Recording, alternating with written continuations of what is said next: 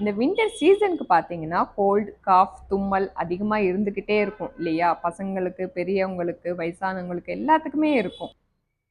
என்னடா இவங்க அடிக்கடி லேகியம் போடுறீங்க, இவங்களுக்கு எப்படி தெரியும்னு பார்க்குறீங்களா? நான் வந்து எங்கள் டேடி கிட்டேருந்து கற்றுக்கிட்டேன்.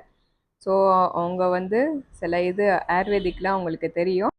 எங்களுக்கு சின்ன வயசில் கோல்டு காஃபு இருக்கும்போது எங்கள் டேட் வந்து இந்த மாதிரி பண்ணி தருவாங்க. ஸோ வந்து நாங்கள் மார்னிங் ஆஃப்டர்நூன் நைட் சாப்பிட்றதுனால இது கோல்டு காஃபு தும்மல் வந்து கொஞ்சம் கம்மியாகும்.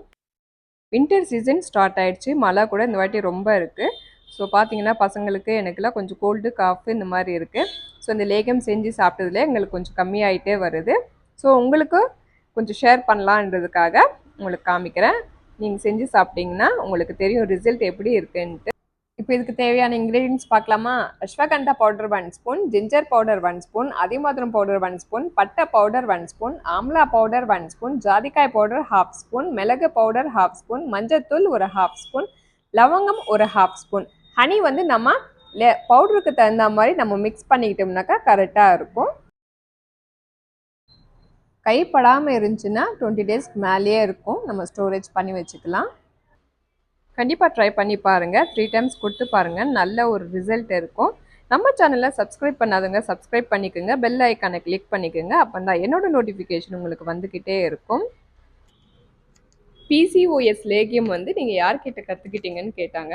நான் வந்து எங்கள் டேடி கிட்ட இருந்து தான் நான் கற்றுக்கிட்டேன். எங்கள் டேடிக்கு பார்த்தீங்கன்னா சில ஆயுர்வேதிக் எல்லாம் அவங்களுக்கு தெரியும். ஸோ கொஞ்சம் இந்த மாதிரி ப்ராப்ளம் இருக்கிறவங்களுக்கு வந்து செஞ்சு கொடுப்பாங்க, அது சக்ஸஸ்ஃபுல்லாக இருக்குது.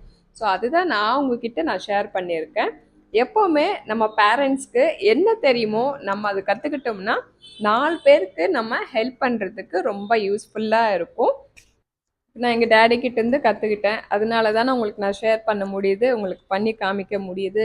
நான் கற்றுக்கலன்னா இதெல்லாம் ஷேர் பண்ண முடியாதுல்ல. எப்போவுமே நம்ம பேரண்ட்ஸ் கிட்ட நம்ம என்னெல்லாம் அவங்களுக்கு தெரியுதோ அதை கற்றுக்கிட்டோம்னாக்கா ஃப்யூச்சரில் வந்து நம்மளுக்கும் யூஸ்ஃபுல்லாக இருக்கும், 4 பேருக்கும் ரொம்ப யூஸ்ஃபுல்லாக இருக்கும். கண்டிப்பாக நீங்கள் உங்கள் பேரண்ட்ஸ் கிட்டேருந்து சில விஷயங்கள்லாம் தெரிஞ்சுக்கிட்டு கற்றுக்குங்க. எதுக்கெல்லாம் யூஸ் பண்ணணுன்றது மெயினாக தெரிஞ்சுக்கணும். அப்போந்தான் நம்ம வந்து ஒரு லேகியம் பண்ணுறோன்னா அது வந்து நம்ம செஞ்சு கொடுக்க முடியும். கஷ்டப்பட்ட ஃபேமிலி வந்து பார்த்திங்கன்னா நிறைய பேர் வந்து வீட்டுக்கு வந்து டேடி கிட்ட வந்து இந்த மாதிரி ப்ராப்ளம் இருக்குதுன்னு சொல்லிட்டு வாங்கிட்டு போயிருக்காங்க. அப்போ நான் கேட்பேன், இதெல்லாம் நீங்கள் ஏன் ஃப்ரீயாக கொடுக்குறீங்க அப்படின்னு சொல்லிட்டு. காசு இருக்கிறவங்களுக்கு நம்ம காசோடு நம்ம வாங்கிக்கணும், காசு இல்லாதவங்களுக்கு நம்ம வந்து ஃப்ரீயாக தான் கொடுக்கணும்.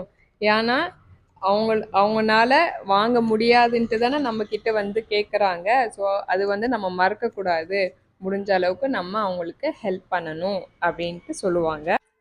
பேரண்ட்ஸ் வந்து கண்டிப்பாக பசங்களுக்கு சொல்லிக் கொடுங்க, கஷ்டப்படுற ஃபேமிலிக்கு வந்து கண்டிப்பாக ஹெல்ப் பண்ணணும்னு சொல்லிட்டு. ஏன்னா நம்ம ஒரு டைமில் கஷ்டப்படும் போது நம்மளுக்கு யாரும் ஹெல்ப் பண்ணல, நம்ம ஹெல்ப் பண்ணுற மூலியமாக தான் ஆண்டவன் வந்து நம்மளுக்கு வேறு மூலியமாக ஹெல்ப் பண்ணுவாங்கன்னு சொல்லி கொடுக்கணும். கண்டிப்பாக டேட் மாம் கிட்டேருந்து, கிராண்ட் ஃபாதர் கிராண்ட் மதர் கிட்டேருந்து நம்ம இப்போலேருந்து ஸ்டார்ட் பண்ணிக்கலாம். எல்லாமே நம்ம தெரிஞ்சுக்கிட்டால் ரொம்ப நல்லது. தேங்க்யூ ஃப்ரெண்ட்ஸ், மீண்டும் அடுத்த வீடியோவில் சந்திக்கலாம்.